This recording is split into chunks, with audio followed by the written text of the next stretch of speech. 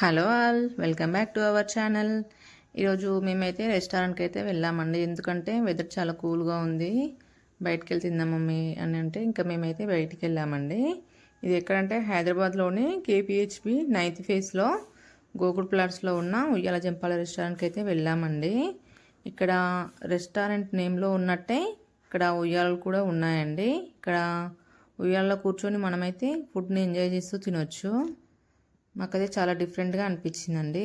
చాలా డిఫరెంట్ ఉంది కదా అని మేమైతే ట్రై చేద్దామని అయితే వెళ్ళాము.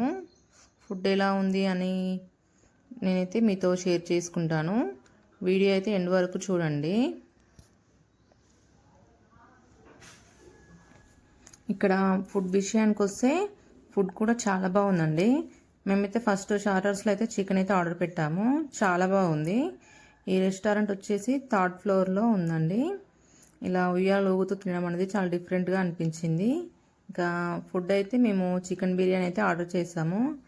బిర్యానీ అయితే చాలా బాగుందండి. ఇంకా ఫస్ట్ అయితే ఇంకా 1 పర్సన్కి అయితే ఆర్డర్ పెట్టాము.